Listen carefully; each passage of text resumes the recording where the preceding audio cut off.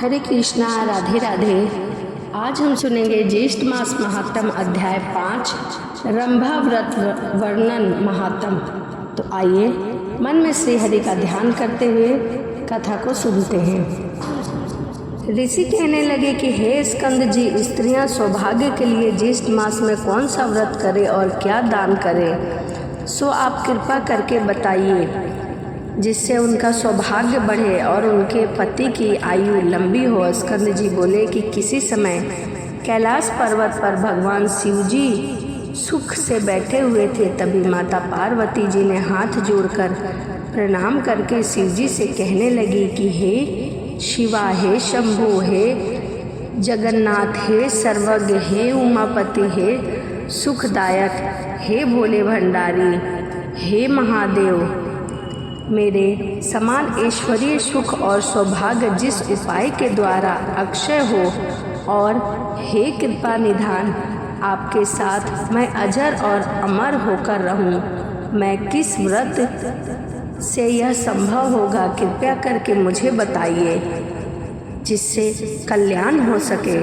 तभी भगवान शिव मुस्कुराए और मुस्कुराते हुए बोले, एक समय जप और तप से गर्वित होकर सावित्री ने अपने स्वामी का गृह त्याग और समस्त लोगों को शाप दिया। उस समय आपने सावित्री को मना नहीं किया और वह ब्रह्मा से कहने लगी कि हे निर्लज, बकरी के गले में बिना दूध के निरर्थक स्तनों के समान तू प्राणों का त्याग कर। इस प्रकार सावित्री के वचनों को सुनकर ब्रह्मा जी का कोप के मारे लाल मुख हो गया और कहने लगे कि हे मूढ़, तू पृथ्वी पर वृक्ष योनि में वास करेगी, तू आज से वृक्ष बन जाएगी। क्योंकि ब्रह्मा जी बहुत ही क्रोधित हो चुके थे।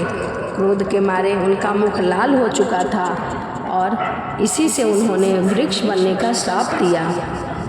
जब देवताओं ने प्रार्थना की तो सावित्री ने उनसे श्राप से उद्धार कर दिया। पार्वती जी कहने लगी कि हे कृपा सिंधु, यदि मेरे पर अनुग्रह करे तो उस उपाय को कहिए, क्योंकि स्वर्ग लोक में महेंद्र तथा प्रजापति का भी नाश कहा गया है। इसीलिए कृपया करके वह उपाय बताइए जिससे उनका भी भला हो सके। इतनी वार्ता सुनकर शिव बोले कि हे वारानने, इस संसार में जितने भी श्याममान पदार्थ हैं उन सब का नाश होना निश्चय है, और फिर भी तुम्हारी भक्ति के वंशीभूत होकर मैं उपाय कहूँगा। हे भद्र, ज्येष्ठ मास के शुक्ल पक्ष की तृतीया को स्नान कर नियम में तत्पर रहकर यत्न पूर्वक श्रेष्ठ रंभा व्रत करना चाहिए। रंभा व्रत के करने से बहुत ही ऐश्वर्य की प्राप्ति होती है। पार्वती कहने लगी कि हे प्रभु, यह रंभा कौन है और रंभा व्रत कैसे किया जाता है। शिव जी कहने लगे कि हे वारानने, जब ब्रह्मा जी के शाप से सावित्री वृक्ष हो गई तब यह रंभा केदली और कर्पूर जन्नी नाम से प्रसिद्ध हो गई।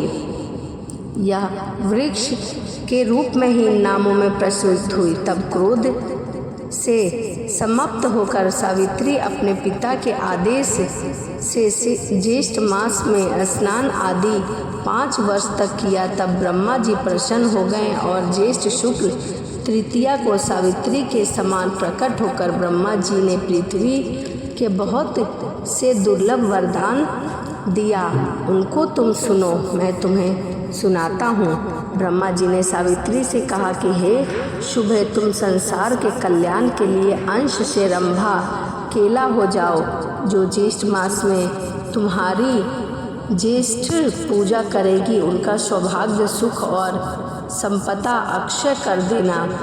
ऐसा कहकर ब्रह्मा सावित्री के साथ सत्यलोक को चले गए। उसी दिन से रंभा जो वृक्ष बनी थी वह केला हो गई, और केला होने के बाद ही वह सभी का कल्याण करने लगी। शिव जी कहने लगे कि वह सावित्री के श्राप की कथा तुमसे कही।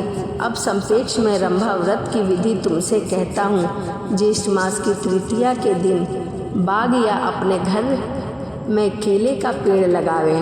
केले का पेड़ लगाने के बाद उसमें पंचामृत, गंध, पुष्प, माला, कपूर, पवित्र शीतल खुशबू से वासित जल आदि से प्रतिदिन केले का सिंचन करें। सुंदर वन बनाकर उसके मध्य में कलश स्थापित करें और भगवान के मंत्रों का जाप करें। विधि से पूजा करें, अनेक प्रकार के नैवेद्य अर्पण करें। अपने शक्ति के अनुसार ब्राह्मणों को भोजन कराएं, पीले वस्त्र समर्पित करें और स्वयं निराहार रहकर गीत, वाद्य, पुराण कथा श्रवण करें और कीर्तन द्वारा देवताओं के सामने जागरण करें। इसी प्रकार केदली वन में बैठकर नित्य प्रति पूजा करें। समस्त कामनाओं वाले मनुष्य इस प्रकार मास व्रत को करें और जब 1 मास पूर्ण हो जाए तो आचार्य को बहुत सा धन देकर, यानी कि ब्राह्मणों को बहुत सा धन देकर दूध वाली गौ माता दान अवश्य दे। जो गाय दूध देती हो उसे ही दान दे। यथाशक्ति हवन कराकर ब्राह्मणों को दक्षिणा देवे और अपने शक्ति के अनुसार शंकरायुक्त खीर से ब्राह्मणों को भोजन करावे। इसके पश्चात विसर्जन कर पारण करे और प्राणियों को बहुत सा अन्य दान देवे। इस प्रकार दान पुण्य करे। ब्राह्मणों को यथाशक्ति के अनुसार आप खीर खिलाएं, शक्कर वाली खीर खिलाएं।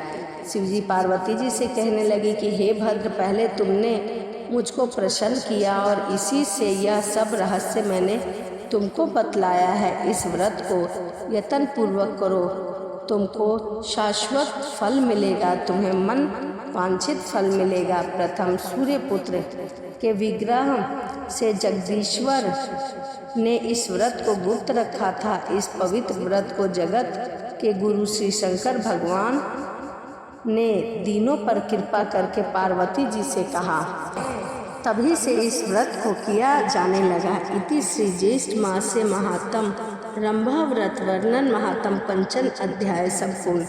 तो यहीं पे ज्येष्ठ मास की कथा अध्याय 5 यहीं समाप्त होती है।